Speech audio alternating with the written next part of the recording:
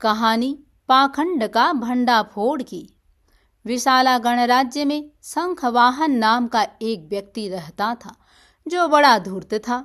लोगों से रुपए ऐंठने के लिए उसने भगवा कपड़े पहने, नकली जटा रखी और अपना नाम जटावाहन बताकर कौशाम्बी नगर के बाहर एक आश्रम बनाकर रहने लगा। उसने भगवान विष्णु की छाप खुदवाकर चांदी के सिक्के बनवाए।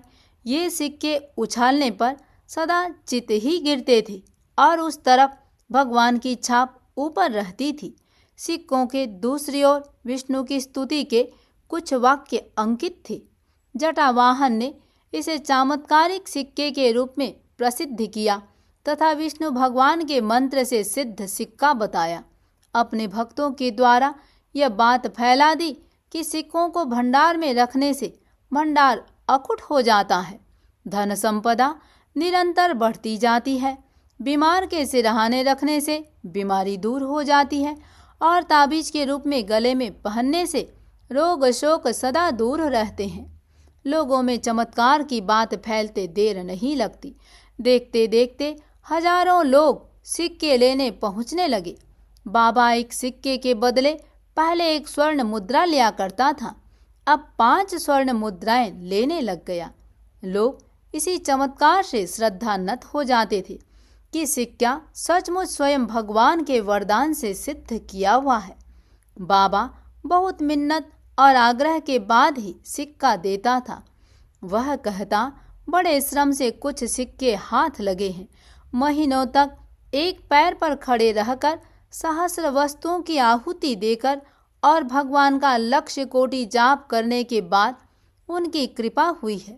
यह कहकर वह सिक्के को उछाल कर कहता, तभी तो ढलवे सिक्के में विष्णु प्रतिमा सदा ऊपर रहती है।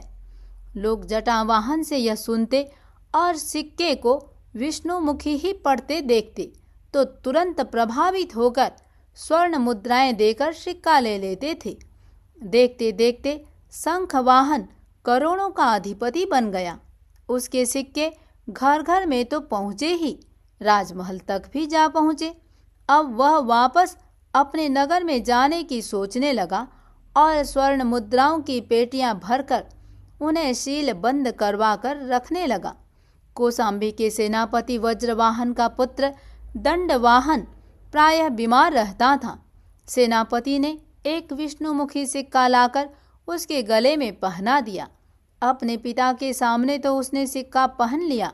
दंडवाहन के मन में संदेह हुआ। एकांत में उसे उछालकर वह उसमें छिपे रहस्य को समझने का प्रयत्न करने लगा। दंडवाहन स्वयं अच्छा कलाकार था। उसे समझते देर नहीं लगी कि सिक्के की 2 परतों में प्रतिमा वाली परत हल्की है तथा स्तुति वाली परत भारी है, अतः सदा ही यह विष्णुमुखी होकर गिरता है। उसने भी एक ऐसा ही ढलवा सिक्का तैयार किया और अपने पिता के सामने उसका चमत्कार दिखाया। वज्रवाहन देखते ही चौंका। उसके मस्तिष्क में जटावाहन के पाखंड का रहस्य अब पूरी तरह खुल गया था।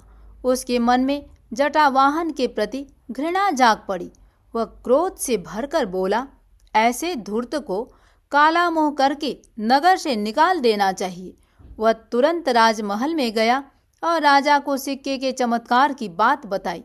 राजा भी देखकर हैरान हो गया और सोचा, ये तो भगवान के नाम पर धोखा है। उसने तुरंत सेनापति को आदेश दिया कि जटावाहन के सारे धन पर अधिकार कर लिया जाए तथा उसे समुचित दंड दिया जाए।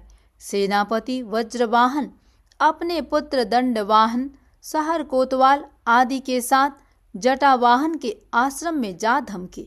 सोने की मोहरें से भरी पेटियां अपने अधिकार में लेकर दंडवाहन के बनाए हुए सिक्के का चमत्कार उसे दिखाया। जटावाहन ने देख लिया कि उसकी पोल पूरी तरह खुल चुकी है। उसने तुरंत सेनापति के पैर पकड़ लिए। जटावाहन का मुंह काला किया गया, गधे पर बिठाकर सारे शहर में घुमाया गया। जब वह अपने गांव पहुंचा तो उसका वहां भी तिरस्कार ही हुआ। आखिर उसने दर दर भीख मांगकर पेट भरना शुरू किया।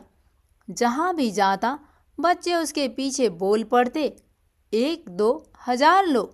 शंखवाहन सिर नीचा किए चुपचाप आगे निकल जाता।